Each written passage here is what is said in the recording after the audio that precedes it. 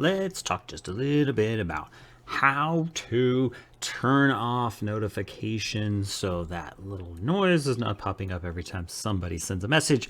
And then eventually I'm going to show you how to mute your chats so that way if somebody's maybe bothering you or you don't want to receive that or be a part of a chat anymore, you can just at least hide it or mute it. That way those aren't continuously popping up for you. So first things first, let's talk about how to stop the notifications from coming in. Okay, so up here you should have either a profile pic or your initials, and in here all I have to do is I have to go to my settings tab. Okay, and inside the settings tab there is a notifications area for you to go to, and this guy right here is going to be your friend in regards to this. So this is just a little toggle on switch. You've probably seen those little purple boxes pop up at some point if somebody sends a message or reacts to a message or whatever it is. If you don't want to continuously see that, you need to make sure that that gets turned off. And likewise, same thing for playing a sound for a notification. Every time one of those comes in, that little default noise pops up. If you're tired of hearing that, all you got to do is toggle that one off as well. Now, you can come down here and modify it to whatever degree you want to as far as what shows up and what doesn't. But at the same time, this is at least going to stop some of those notifications popping up on your screen as well as the sound.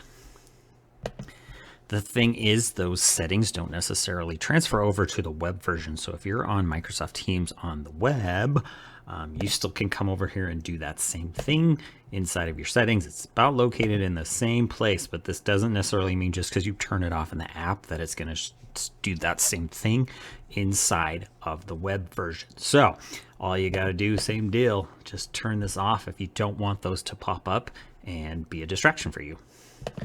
Now, when it comes to chat, this is going to solve all of your chatting issues and everything that might be concerning you, but this should at least give you a little opportunity to kind of silence some of the stuff that is coming in if people are bothering you or whatnot. Okay, so whatever you need to do is on these Teams chats is you just have to come over and you just have to go, let's say I'm just going to do something like this. Down here, all you gotta do is right click on whatever the chat is. And if you don't want to see that anymore, if you just mute it, it means it's just going to basically not recognize and show that up anymore. Or even if you pick hide, that particular one is going to go away. So really, that's kind of your best option when it comes to that. And if you want to hide and mute most of the ones that are happening between kids and whatever else, if you're trying to get rid of those distractions, great idea.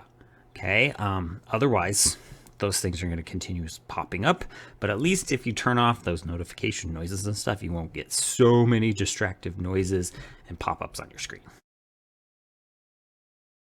One last little note when it comes to chats, guys. Nobody's forcing you to accept that chat. So if somebody sends you a message, you don't have to respond to them. You don't even have to tell them stop. If it is bothering you, please contact your teacher, Mr. Dresang or Mr. Gallus, so we can handle the problem.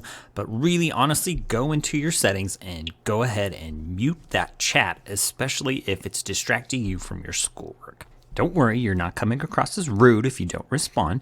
It's just this is a school-issued device, and we expect you to be using it for school work.